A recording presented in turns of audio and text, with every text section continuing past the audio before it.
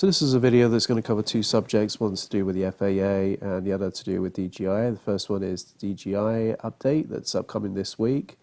It's getting a lot of chatter on online groups. A lot of people are pretty nervous about it, and for probably some very good reasons. But the first section just goes over how it's important that this is to do with geo fencing or geospatial information. The second one is to do with, you're going to need to update your DJI Go app, whether it's DJI Go or DJI Go 4. You're going to need to go in and log in, re-enter it, and they said they'll reset the password if you want. The third thing, it's got a lot of people upset, is they will restrict your DJI drone if you don't actually do this update, and it will pretty much disable it to 50 meters to 30 meters distance to height there. So a lot of people are naturally anxious about this. There are some drones that are naturally, immune from this, and that's to do with, work that drones do for, fire and rescue, thermal work, things of that nature. Naturally, this DJI thing, I think it'll become a lot more clear when it's released naturally, but for now, my personal opinion is, I'm all for safer flying, so if this is something that can prohibit people from using their drones, going over certain ceiling heights that are set by certain governments, globally, I think this is a good thing. I can't imagine this is going to be too heavy-handed system to implement for DJI's perspective. I think from a logistics point of view, it would just be too complicated for a company like DJI, which are naturally in the market for making drones, not for enforcing the use of drones. So, it'd be interesting to see, when the dust all settles, what actually this will mean for a lot of their users. But regardless, this is a little frustrating. They've recently just updated the DJI Go 4 app, which is a pretty heavy update. So to update again, it's a little annoying as a user. And, at the week of this recording, we're coming up to the end of May, the DJI goggles are coming out this week. There's a lot of shipping notifications I'm noticing for a lot of people and a lot of chatter on message boards. Is this in sync with that? It's an interesting proposition and theory. Let's move on to the FAA, which came out this week as well. It's a pretty controversial story. It was an individual that decided to take on the government, the FAA, and he took on the government and won. His argument was to do with, registration for recreational use for drones was not legal. A judge agreed with him. They're talking about how this potentially could be pushed up to the Supreme Court for an appeal.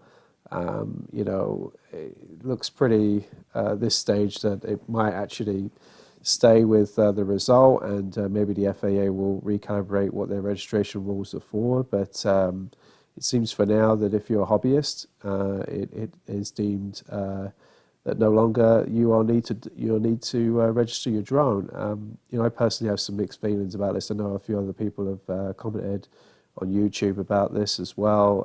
I kind of fall on the side of the fence of, anything that signs any kind of thing where anyone has to sign off that there'll be a responsible legal drone operator. I'm all for that, and this registration, I think, is a good stride towards that.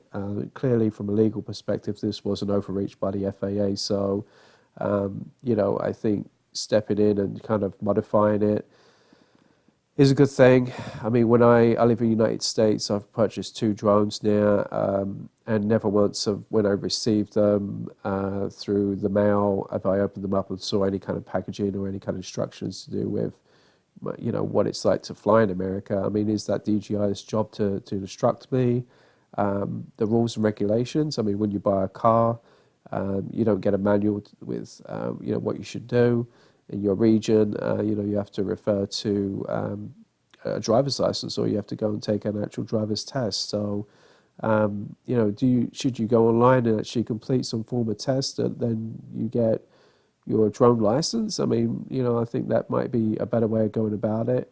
The registration that the FAA pulled out for was always to do with the actual drone itself and not the actual operator. So, maybe if they recalibrated something to do with operations licenses for UAVs, maybe maybe that's the way to go. I don't know, but anyway, the law is the law, and it looks like the FAA overstepped their bounds here, so they got a slap in the hand and got knocked down, and we'll see what the future holds. I mean, probably like yourself, you're on social media, you're seeing a lot of images. I can't believe some of the things I read from time to time. I mean, just recently I saw somebody asking if it was okay for them to fly over a nuclear power plant.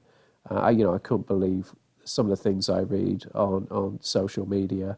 The lack of education is pretty shocking. I know this industry is still relatively infantile. It does need to come along a long way, and flying safely is, I think, everyone's paramount importance.